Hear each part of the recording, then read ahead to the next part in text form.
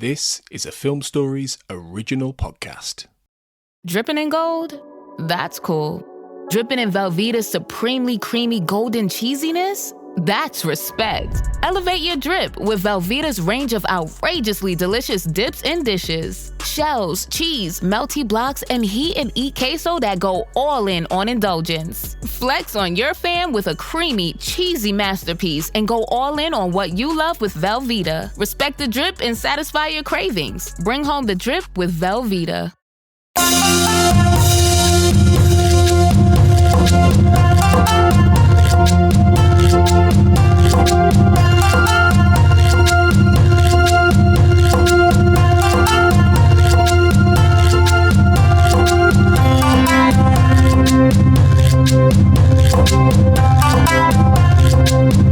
Welcome to the Japan on Film podcast. I'm your host, Perry Constantine, and joining me today is returning guest and fellow podcaster, Ian Buckley. Ian, how you doing today?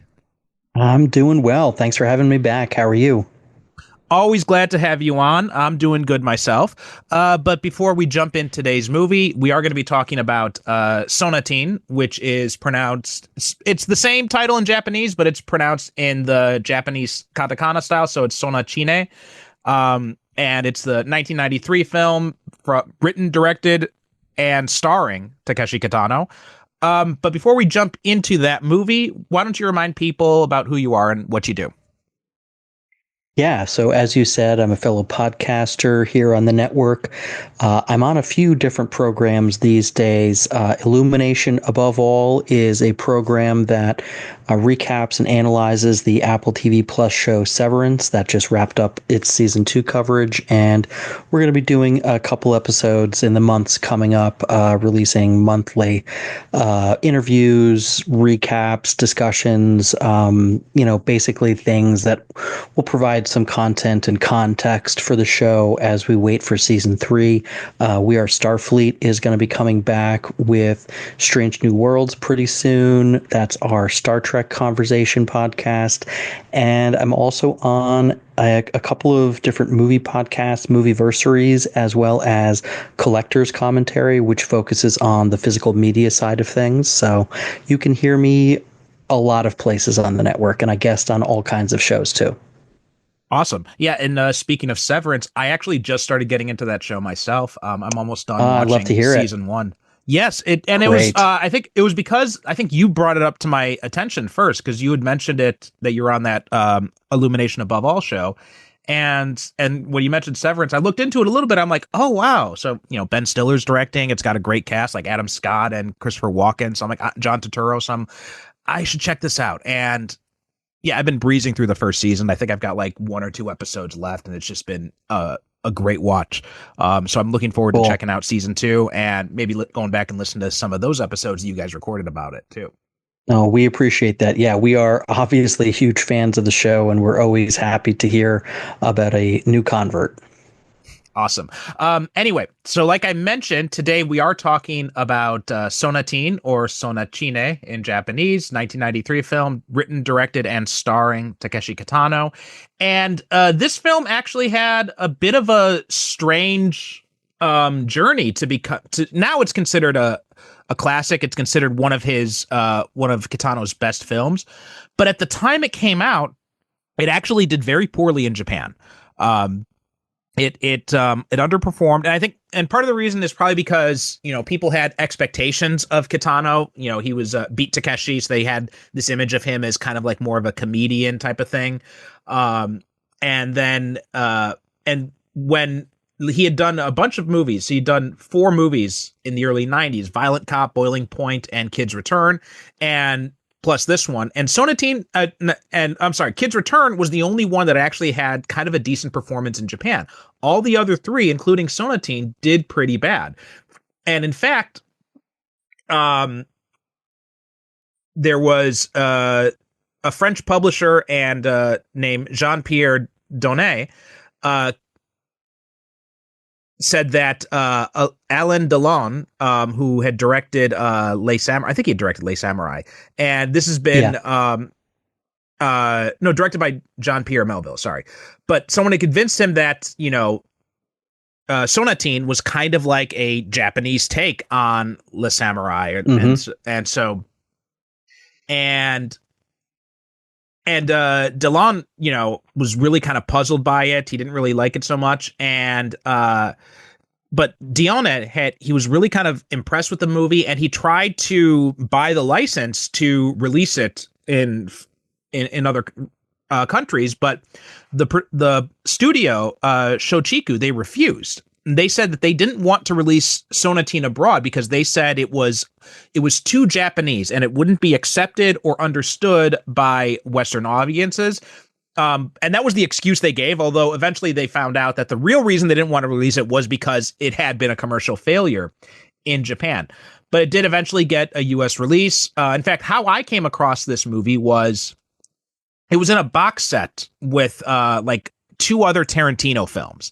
It was like there was like this dual pack they had of Tarantino films. I think it was like might have been like Jackie Brown and From Dusk Till Dawn or something like that. And then this one too was like a bonus disc in there. It was Sonatine. And I was very kind of surprised. I'm like, oh, okay. So that's interesting.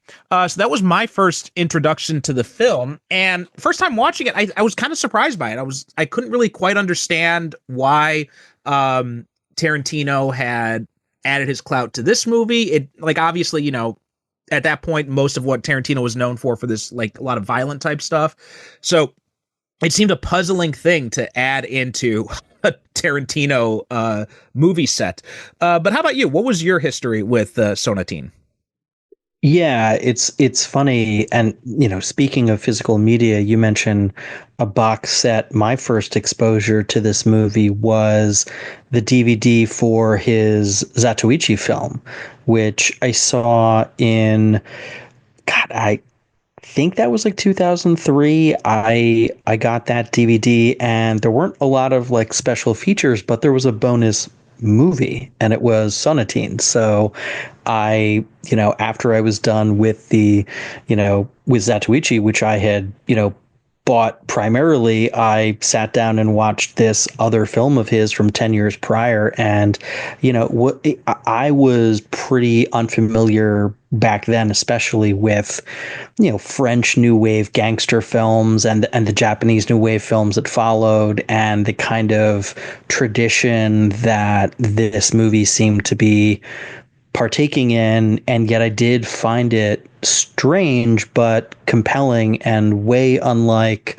any other kind of, it definitely isn't an action movie, but it's not even really like any kind of crime or gangster movie that I had seen up to that point. Yeah, it's really kind of a strange little film. And now that I think about it, it kind of reminds me of another Kitano film, which I'm blanking on the name of it now. I have to look it up, and I'll do that as we're talking. But it's this movie where he goes on this road trip with this young boy, and it's got very similar kind of vibes, where it's just kind of like this focus on almost like kind of frivolity and all that, and it's not so much heavy on plot. And it's kind of like this idea of almost like getting away and rediscovering childhood in a lot of sense. I don't know. What are some things that kind of jumped out to you about that?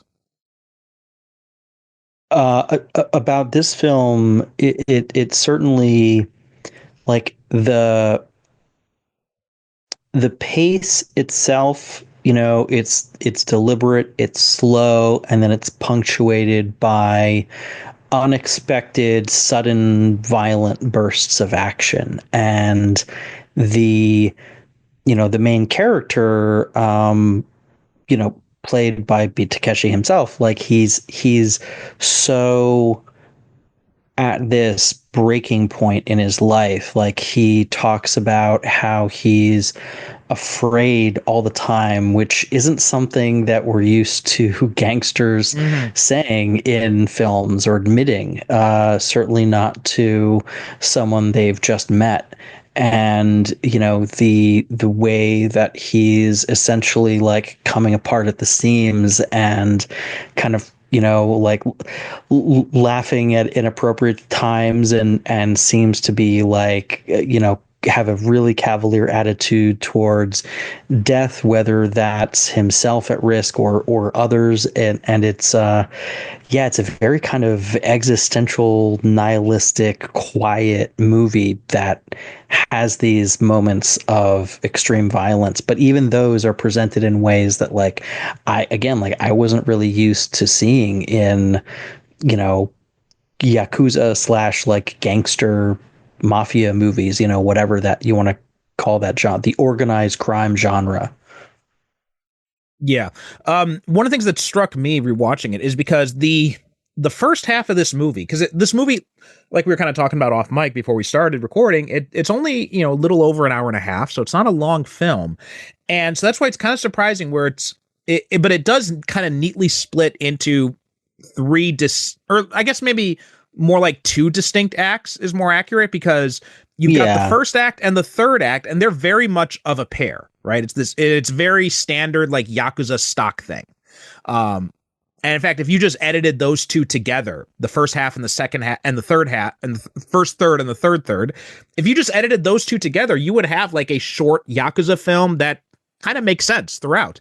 But then you've got this middle portion just kind of like dropped in the middle. It was this, the second part where it's like a good half hour or and change or so of them just on the beach together and just going through, this kind of like frivolity, like, dancing and, playing pranks and things like that.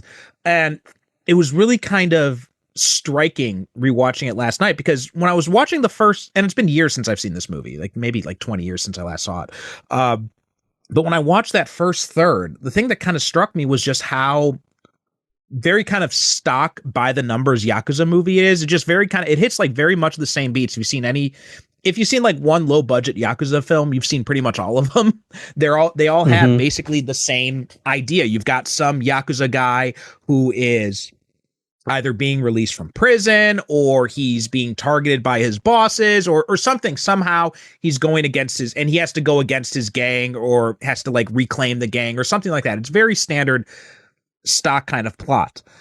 And Kitano, he's got the perfect look for this, because he does have, I'm not sure if this was before or after his motorcycle accident, but he had this motorcycle accident that damaged his body, and he's not able to emote a lot in terms of facial expressions as a result of that.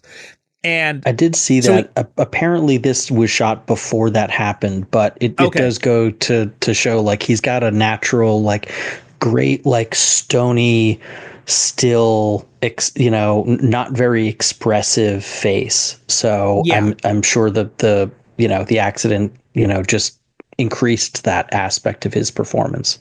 Yeah, if I'm recalling correctly, Hanabi was the film he made after the accident. And so he's got this kind of look of like a Yakuza actor. He doesn't emote much.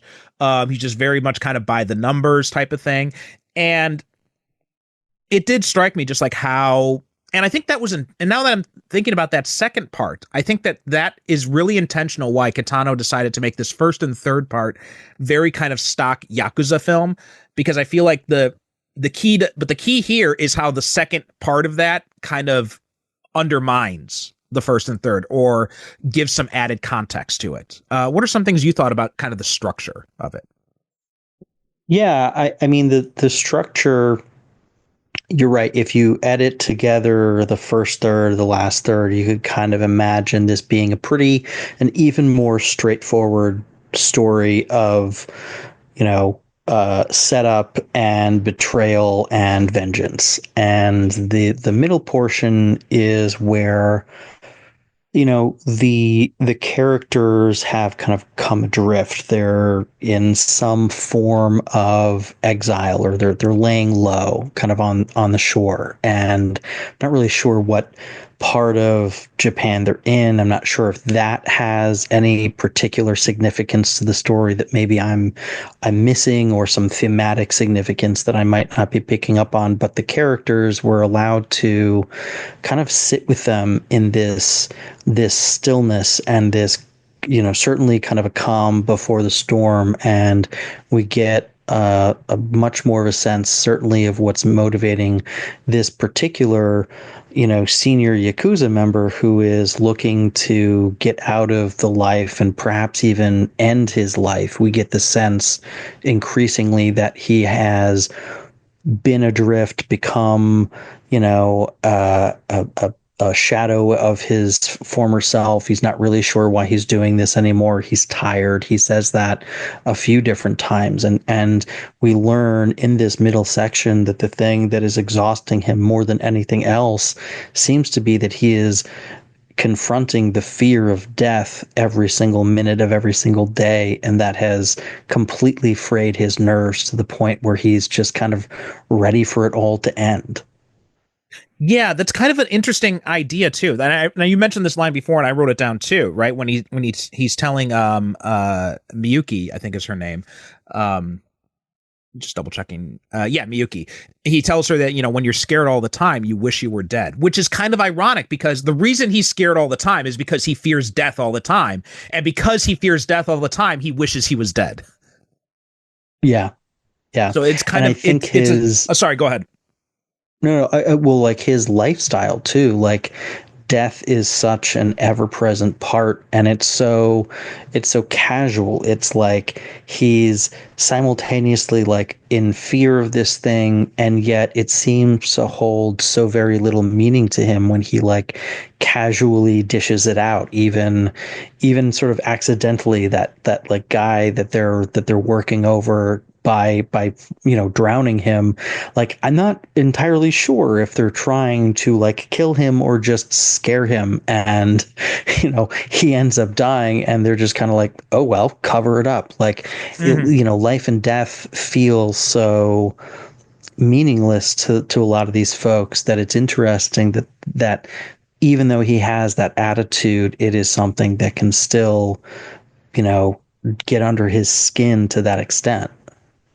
Yeah, it's something he fears. It's something he's not affected by, and it's also something that he desires. So it's like this weird. It's a paradox, like all in any way you look at it.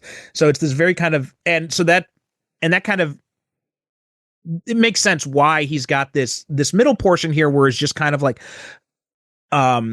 enjoying the time that he can just kind of relax a little bit and like be separated from it. But even still, this thing is like hanging over their heads the whole time because they know these gangs are out there looking for them. They're waiting to find out what's going to happen from it. And so there is this kind of, even though it's like all this like frivolity, like they're having like jokish kind of sumo matches.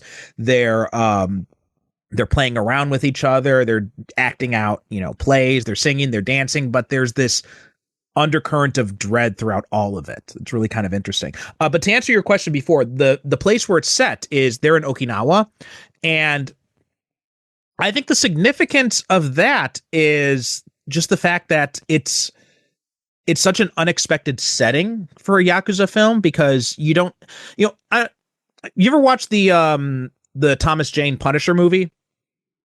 Yes, many years ago. So, one of the weirdest things about that, and I host people know I host a superhero movie podcast called Superhero Cinephiles, and we covered this a while back. And one of the things that, always kind of strikes me about that movie is there's a lot of good in it, but the fact that it's set in Tampa, of all places, is very jarring for the character of the Punisher. And I think it's kind of a similar thing with, in the case of a movie like The Punisher, it doesn't make sense why you choose that setting. But in the case of a movie like Sonatine, I think it makes sense why they choose Okinawa, because it is so divorced from what you expect of the Yakuza genre.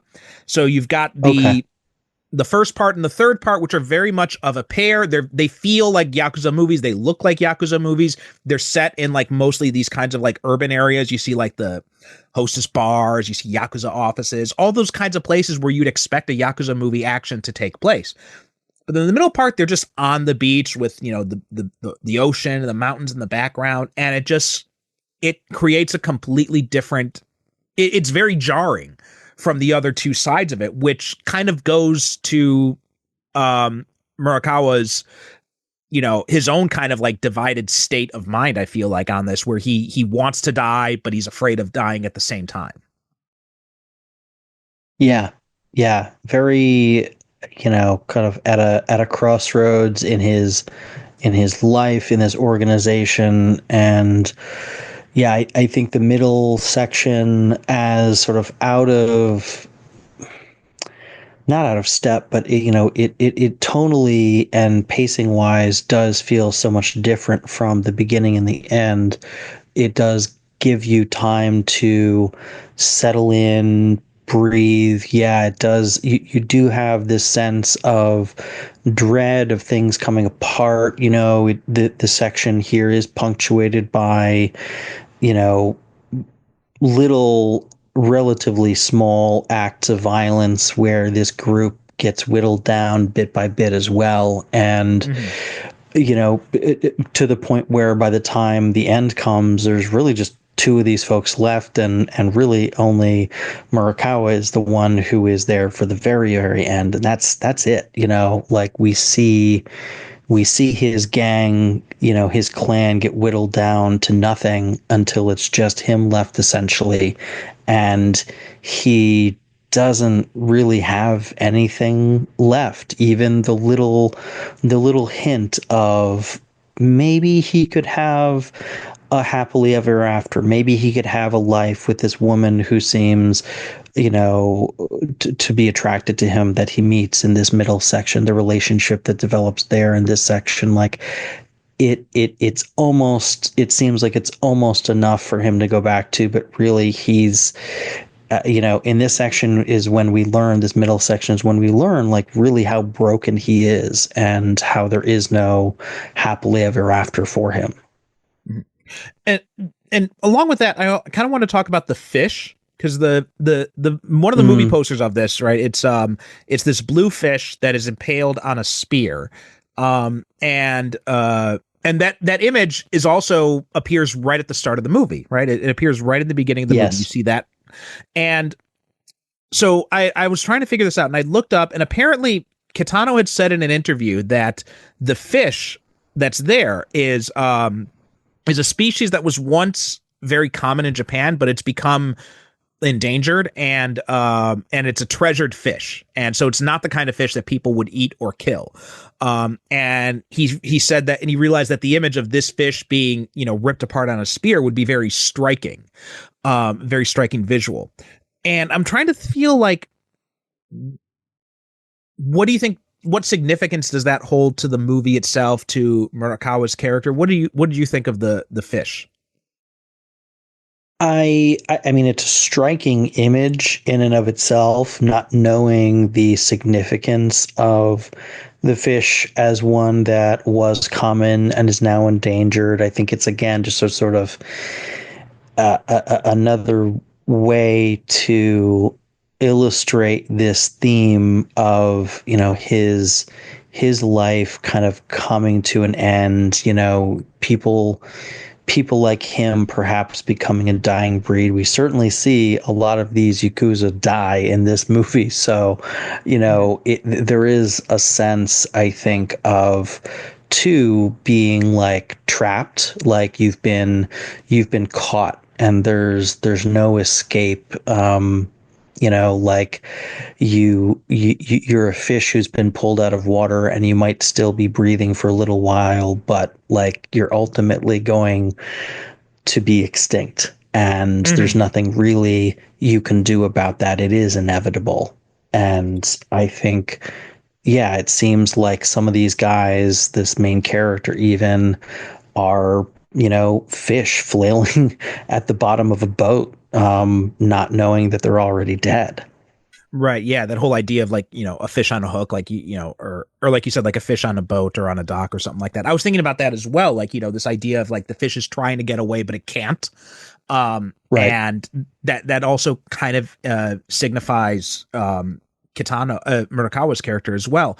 But also too, I was thinking about the Yakuza genre as a whole, and how, in the 90s, I feel, and like up until the present, especially, like the Yakuza genre had kind of become like oversaturated.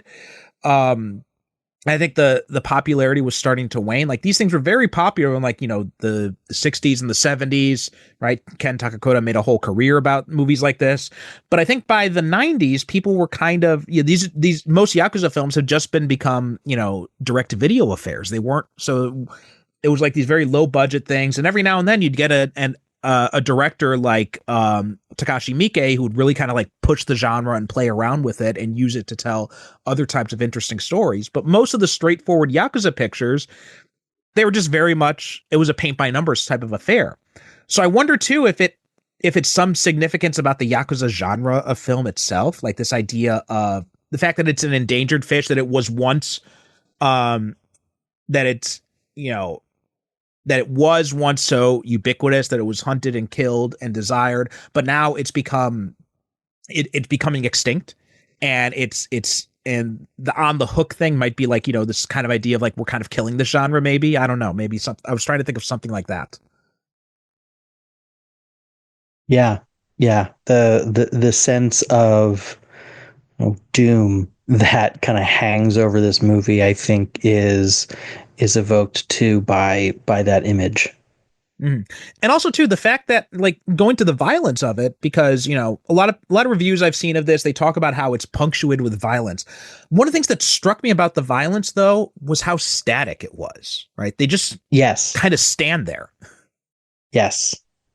Yeah, I noticed too, I'm sure you did, like the very thing you're talking about, that early shootout that we have where Takeshi's just standing there motionless, and he's not even in like a firing stance. He's just standing straight, casual as can be, except that in his right hand, right at his hip, he's not even holding it out, extending. He's just holding his pistol at his hip and just firing from the hip. It's almost as if he doesn't care if he gets hit by a bullet. I think that's one of the earlier, indications that there's something a bit off about him, and there's something in him that has broken. Yeah, I think it's just that whole idea of, doing something so often, it just becomes routine. You don't even realize you're doing it. Like, taking out the garbage. Like there have been days when I've gone and taken out the garbage, and like an hour later, I'd be like, wait, did I take out the garbage today? Because I completely forgot, because it's just so routine now that I don't even think about it. And I feel like that's kind of what killing has become for him. Like this is just so rote now. It's just like, it's just a chore he does. His mind kind of turns off as it doesn't affect him in any way when he's doing it. Yeah. Yep. Let's go ahead and take a quick break for ads, and then we'll come right back. Hello, Finney. Did you think our story was over? Just a grammar. This Friday. You're dead. Dead is just a word. Critics are saying Ethan Hawke is pure nightmare fuel. Oh, Finney. Discover the secret behind the mask. What do you think happens when you die? It's time to find out. Black Phone 2, only in theaters Friday. Rated R, under 17, not admitted without parent. Introducing Meta Ray-Ban Display, the world's most advanced AI glasses. With a full color display built into the lens of the glasses, it's there when you need it and gone when you don't. Send and receive messages, translate or caption live conversations, collaborate with Meta AI, and more. Be one of the first to try Meta Ray-Ban Display. Visit meta.com/Meta Ray-Ban Display to book a demo and find your pair. And we are back, still discussing Sonatine. Now, one thing I also wanted to talk about was the woman, Miyuki, who comes into this scene, because there's some interesting things about her. First, she comes in the movie. They're on the beach, or Murakawa is on the beach at night, and this car drives up. And this man drags this woman. She's like squealing. She's kicking and screaming. He drags her onto the beach and he rapes her. And Murakawa just stands there and watches it. And then the man realizes he's there. He comes over to him. And he kind of, and he accosts him. He's like, what, you were watching the whole time? You're some kind of pervert. And then he tries to pull a knife, and then Murakawa shoots him. And and then he tells the rest of his friends that the woman shot him instead, which I thought was interesting. And then the woman comes back, Miyuki. She comes back and she becomes a fixture at the beach house too, and she's like always with them. She doesn't even say anything. She just kind of, when they're doing this kind of sumo match I mentioned, she just kind of like comes up next to them and starts watching, and then she just kind of joins in, becomes part of the gang after that. And then there's some interesting things I thought she said, because she's driving, her and Murakawa are driving in the car one day, and she mentions that this is my husband's car. And I don't think that man that Murakawa shot was her husband. So that's one thing that was interesting. And also she tells Murakawa that, you know, she's got a thing for tough guys, right? And that's kind of why she's drawn to Murakawa. What was kind of your take on Miyuki's role in this whole thing? Yeah, it's a tough thing to know exactly what to make of. Like I get the kind of the gangster's mall archetype that they're kind of playing with here in this character. You know, we see characters like this in gangster films going back all the way to the origin of the medium, and the idea of the woman who's attracted, or the person who's attracted to the dangerous in someone, we see this in films like Heat too, with the Amy Brenneman character and Robert De Niro. Like, here you have someone who seems like, boy, you're just a normal person. Why on earth are you getting mixed up in these murderers, like with these murderers, these killers? Like, what is it about this that attracts you? And they don't explore it at great depth, but I think they're using shorthand that people who are familiar with the genre will understand, in terms of like who this character is, the kind of person that they're attracted to. And, we see her kind of get swept up in this potential life with this person that she could have. And, I think that is the emotional heart, if there is one, of the movie, is, those closing moments with her as she, has her eyes set on the hill, and he isn't going to come back over that hill. Mm-hmm. Yeah, I was thinking too about like just what her backstory is in this, like the fact, because I never noticed the line when she mentions her husband before, but this kind of jumped out at me this time. And I do wonder if maybe it's a case that she's kind of in a similar position to him, where she does kind of feel like trapped, like this kind of like fish on the spear type of thing. So I feel like, she's got this attraction to tough guys she mentioned. So I'm guessing that my theory, and I've got nothing to back this up in the text of the movie, this is just going by what I'm seeing and just like riffing off of, but I'm thinking that she's maybe like a bored housewife or something like that, and then she goes out for like these trysts with these tough guys around town, maybe like anyone who's just kind of like hanging out at a bar type of thing, and maybe she doesn't intend to sleep with them, right? Maybe it's just like a flirtation type thing, and then this guy takes it too far. And then so, and also there's the fact that, she knows that Murakawa is watching as she gets raped. So there's that aspect of it too. And I feel like, I don't know, maybe she noticed, maybe there's like she notices some sort of kindred spirit in him, where it's like he's also someone who's kind of like stuck in this place that he can't get out of. And maybe she's kind of hoping that he will be an escape for her. And which is why she says, like, I'll wait for you at the end. And then in the end, he just drives right past her. I don't know. What do you have any thoughts about that? Yeah, it's hard to know exactly what is going on her end. Like you said, we don't really get any backstory to her. We get a passing mention that she's married, and I think you're right. I think it's probably some version of what you described, where this is a character who is for whatever reason, maybe it's boredom or dissatisfaction with something in her life, her day-to-day, her previous existence, where there is an attraction, an allure to particularly like this lifestyle, like not just like guys who are a little rough around the edges, but genuinely dangerous people. And there's some, I think, I don't know, maybe it's a self-destructiveness. Maybe it is the kind of, maybe she is drawn to the experience of fear that being around such dangerous people presents. And, he's tired of being afraid.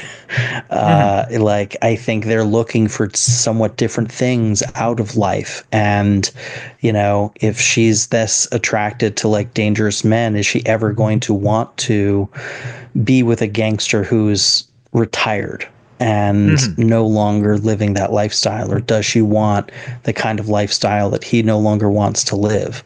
I too was left wondering about what her deal was. Yeah, that part, that's a good point too. The whole idea about like, she wants this lifestyle that he himself is tired of, and that could be explained why he just drives right past her at the end, because he knows that she's looking for this kind of thrill ride type of existence or something like that, and that's not something he is interested anymore. And because the fact that he's become also, I don't think we mentioned this, but the fact that he's become so desensitized to killing even kind of extends the fact that his entire gang gets wiped out too. And he never shows like any real emotion for it. It just feels like he goes after the gang because that's what he's supposed to do. Right. It's like, that's the thing he's supposed to do. But then now that he's got nothing else to live for, he just decides that he's going to finally, like he fantasizes about in the dream, where you imagine when they have that game of Russian roulette and the gun's unloaded, but then he imagines that night, he dreams that the gun was loaded and he shot himself, and then he finally just shoots himself at the end here. Yeah. And it's interesting because that earlier moment does, like, you have that moment of doubt about like, oh, is he actually blowing his brains out, or is this another fantasy that he's having? And then it's like, oh no, that is apparently what he did. Yeah. And also the fact that he, before he goes into the fray, right, they're playing Frisbee and everything, and he's like the last one out there. Yeah.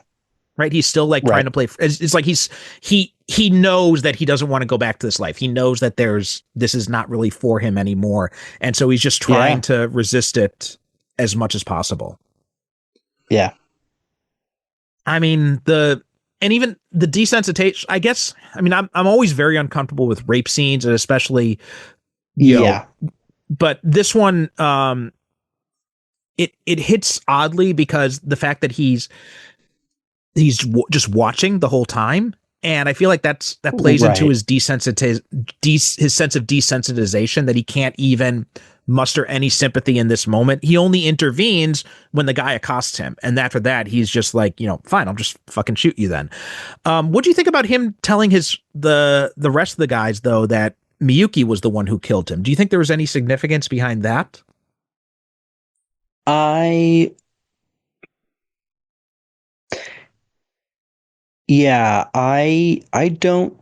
don't know. I mean, he obviously made the choice to do it. I wonder if he was just trying to avoid questions being asked about his motivations for that, how he got involved. Not really sure why he did that. Also could have been a subtle way of letting people know that she wasn't afraid to defend herself and kind of leave her alone.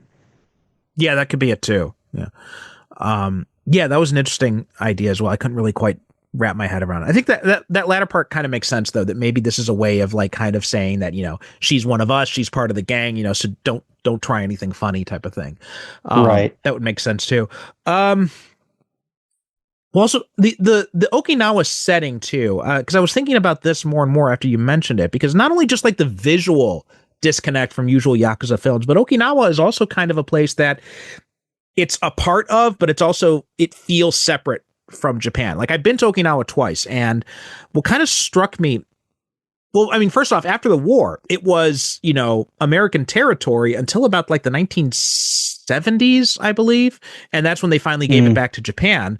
And even still, like, the US military maintains a pretty extensive footprint on there with the bases and all that. And there's a lot of controversy about that as well.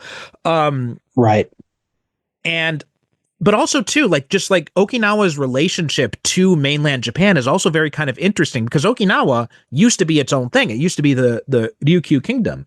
And I remember going to Okinawa, and one of the things that really struck me there is, well, first off, names in Japan are almost very similar across the whole mainland, but in Okinawa, the family names are different, right? There's like, they're very unique compared to tradition, like the usual style of Japanese names you'd see. I remember when I was flying back from Okinawa, I was talking to this woman who was sitting next to me, and she told me her name, and it was a very strange last name. Like, she was a very common first name, but a very strange last name. I'm like, really? And she said, well, yeah, so I'm from Okinawa. That's why. And so it's like this very kind of separate identity. And I was in a bar one night with a bartender who spoke really good English. And he was, this whole idea of like Ryukyu spirit, this idea of like, we're our own people, it still very much exists among people there. Like, he had a lot of bad things to say about mainland Japanese government and like the Japanese history with Okinawa. Like, he's very fiercely passionate about it. It kind of strikes me very similar to like the relationship between like Hawaii and the mainland US in that way. So I wonder if that was kind of something too that, Kitano was trying to hit on, was just this kind of showing this kind of relationship between Murakawa and the Yakuza as a whole. Like, he's part of it, but he feels separate from it as well. He feels like alienated from it in some way, and he doesn't really know what to do about that. There's also these little hints early on too, that he kind of considers himself either separate from, or it just has kind of like, it is past caring about certain things. There's a scene early where the gang is together before they've been dispatched, where they're all sitting around in this dining room, and he's sitting there smoking. And then after a while, the boss says, "You can all smoke now." And then they all pull out their cigarettes, they light up, and like, clearly he didn't give a shit. He didn't wait for permission. He just was doing it from the get-go, and we only realize once the boss gives everyone permission that he's been doing that. So it's that little suggestion of whether they have made him feel like he's on the outside, or whether he has sort of done that himself. He is acting in a way that is separate from the rest, and is likely why he's targeted. Yeah, that's a good point. I had not picked up on that smoking aspect, but yeah, you're absolutely right. That's another hint of just like how disconnected he is from all of this, and just how much he doesn't care about this. Like, I think they even mentioned at one point, like, you can have your own territory or something like that, or you can expand your territory, and he just doesn't seem to give a shit, right? He just doesn't seem to care anymore about any of this. So he's just completely done with it.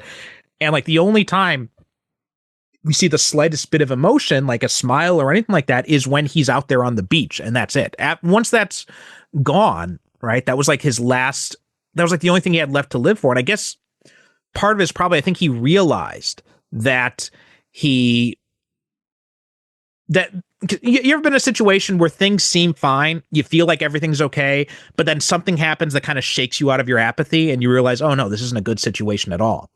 I think that beach scene or sequence, and then once it ends, that's the realization for him, and that's why he decides, I'm gonna do the last thing that's required of me, and then I'm just gonna end it all, because there's no point in this anymore. Yeah.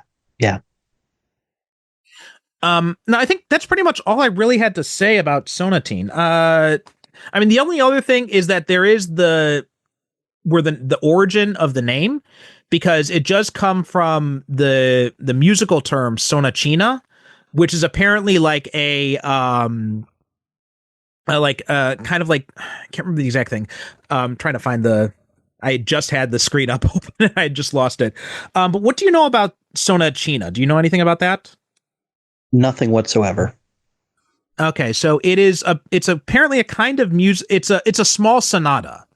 It has no single strict definition, and it's in basic sonata form, but it's shorter and lighter in character, or technically more elementary, right? So it's very like easier for like novice musicians to play.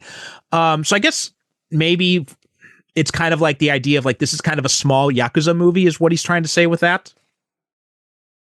Yeah, I get that. It is small in scope, like it's intimate, right? You spend a lot of time with these characters, even though you aren't necessarily being allowed deeply into their hearts and minds through dialogue, and like nobody is like sitting around opening up to one another about their backstory or what's motivating themselves in life. But like the little that we do get definitely gives us a sense of these characters and their actions. We also get a sense of these characters. So it is this like intimate little story of, of great consequence to the people in it. So I do like that. I do like that idea. The only other thing I guess that I want to call out about the film before we finish stylistically is I was really struck on this rewatch. I'm sure you noticed this too. How the coverage for many of the scenes was shot, the dialogue is often delivered from off screen. The violence is often delivered from off screen. The way the camera often focuses on the people listening in a dialogue scene rather than the ones speaking. You often see this in American films where a scene has a lot of ADR work that they're trying to hide the fact that the sound isn't going to sync up with the lips, and maybe they decided to change certain elements of the story in post, and so they have to edit around things and scenes a little awkwardly. But you really get the sense that this was an intentional choice on his part. Yeah.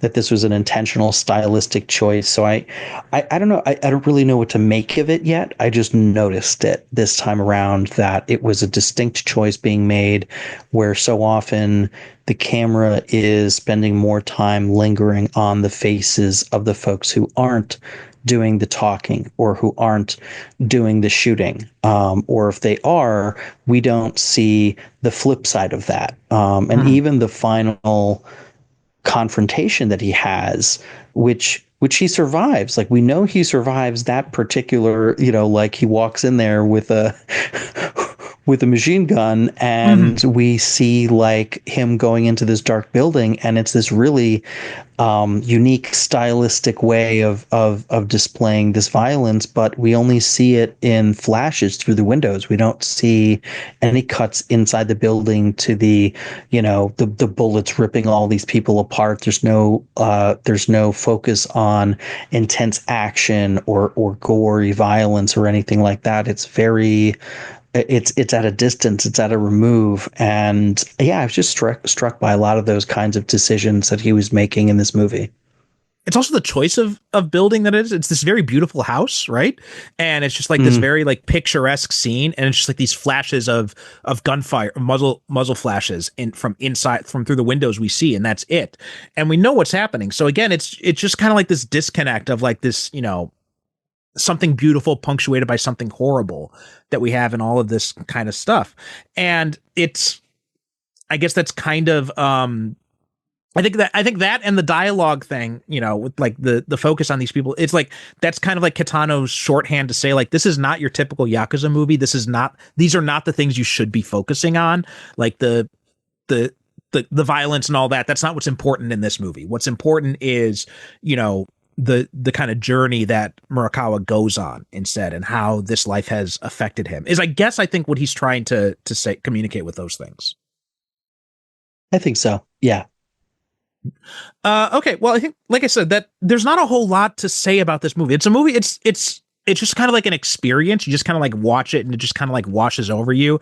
I felt very kind of similar to, I think Hanabi had very kind of similar feels to it. Kikujiro, which was the movie I mentioned about with Kitano and the young boy. I looked up the title since then. And it's these very, like, it's not the same kind of movie as, like, if you're expecting something like Zatoichi, which has, you know, quite a bit of action in it, or like the Outrage trilogy, which is like pretty much, you know, standard, like it's like kind of like the, I guess you'd call it like the MCU version of a Yakuza film, because it's very much kind of like, you know, loud and in your face and very bright and flashy and all that.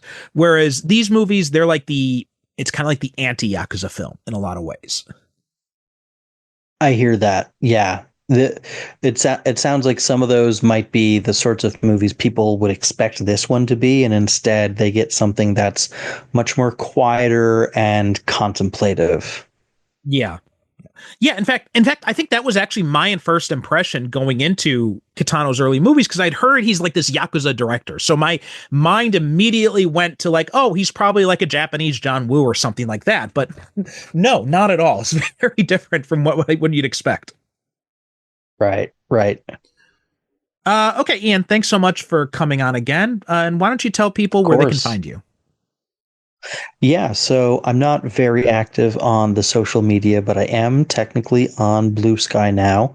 You can find me at Ian Buckley. My show, Illumination Above All, that I co-host with Sarah Applegate, and occasionally Tony Black will appear in theory on that show. His contribution is mostly in season 1, but that is also on Blue Sky at Severance Pod. And the other shows I'm on are We Are Starfleet, Movieversaries, and Collector's Commentary. Well, Tony's a busy guy, so we can forgive him for that. As for us, we are japanonfilm.com, and you can find out about being a guest yourself, find out about more of the episodes we've done on there. And we're also on Blue Sky, and now it is just japanonfilm.com is the Blue Sky handle. We got the official domain now, so you just look up Japan on Film, you'll find us there. And we are also part of the Film Stories podcast network, just like Ian is, so you can listen up to Ian shows and any other great shows we got on there. And that does it for this episode and for this season of Japan on Film. Guys, thank you so much for listening, as always. And as you have come to expect, we are going to take a brief bit of a hiatus, but we'll be back soon with a brand new season. I've already got guests lined up for it, and it promises to be very interesting. Thanks for listening, and we'll talk to you next season.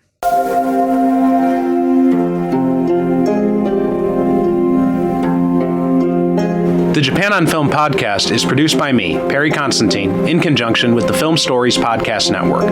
Visit japanonfilm.com for show notes, episodes, and information about being a guest yourself. You can also reach out to me on the website's contact form if you have questions or comments about Japanese movies or the show itself. The show is at Japan on Film on Threads, Blue Sky, and Instagram, so please be sure to follow us. If you'd like to support the show, you can donate on japanonfilm.com, purchase from our advertisers, or leave a review on Apple Podcasts, Spotify, or wherever you get your podcasts. Join the Film Stories Podcast Network Discord from the link in the show notes to connect with me and many other cinema fans and podcasters.